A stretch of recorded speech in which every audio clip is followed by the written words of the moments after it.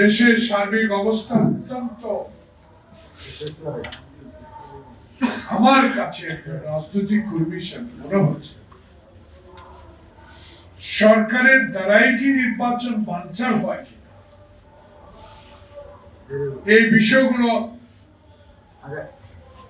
সবসময় মাথায় রাখতে হবে। আমরা সন্দেহ করছি না, কিন্তু সন্দেহটা এসে যায় এই কারণে কিছু কথাবার্তা, কিছু চালচলন, কিছু বিক্ষোভ মিছিল, প্রেতাত্মাদের আবার আগমন, প্রেতাত্মারা আবার বসে বসে অর্থ দিয়ে তাদের সে পুরানো গুন্ডা বাহিনীকে প্রস্তুত করা, নির্বাচন আগে দেশে একটি অশান্তি সৃষ্টি করা, এই প্রয়াসগুলো তারা আবার একত্রিত হয়ে চেষ্টা করছে। এই দিকে যদি এই সরকার, আমাদের সমর্থিত সরকার, ওয়াসি মুক্ত খোকনের রক্তের সরকার যদি নজরে না দেন, তাতে আমাদের তো সংখ্যা অতি। তা আপনারা এই নির্বাচন জাতীয় নির্বাচন নয়, এটাতে জাতীয় নির্বাচনে কোনো প্রভাব ফেলবে বলে আমি বিশ্বাস করি।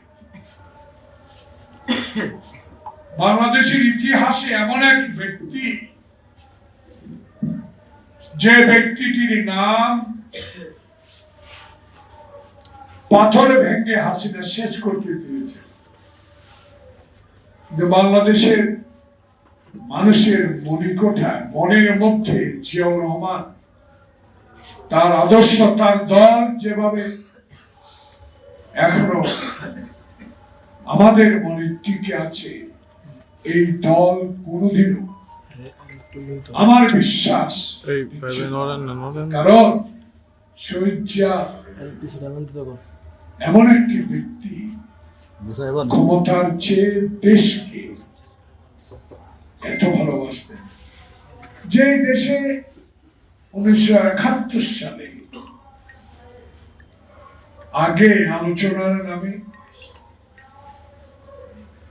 ইস্ট পাকিস্তানি নেতাদের সাথে সময় নষ্ট করে পাকিস্তানের প্রধানমন্ত্রী হওয়ার জন্য যারা বাংলাদেশের সেই ওয়েস্ট পাকিস্তানের লোকেরা অস্ত্র ট্রেনিং করা সেনাবাহিনী দেশে আমদানি করেছে, তাদের মনের মধ্যে ছিল ইস্ট পাকিস্তানের শাসন আরো জোরদার করলে তারা আর বাংলার সাথে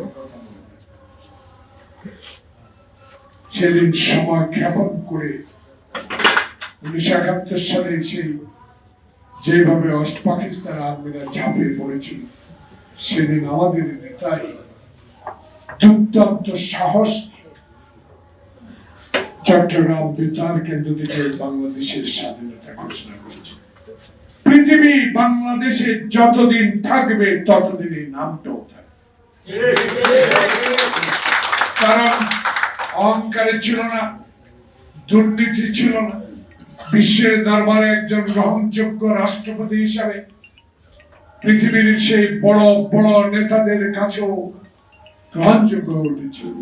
তার স্ত্রী বাংলাদেশে যখন এই চক্রান্ত শিকার হয়ে জিয়াউর রহমানকে কারাগার স্বাধীনতা ঘোষণা করার পর দেশ পরিচালনা করলেন, ঠিক তারা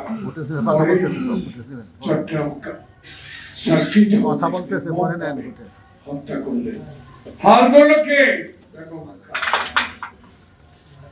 অনেকে হাসলো, আমি দেখলাম, আমি তখন ছোটখাটো ঠিক আছে।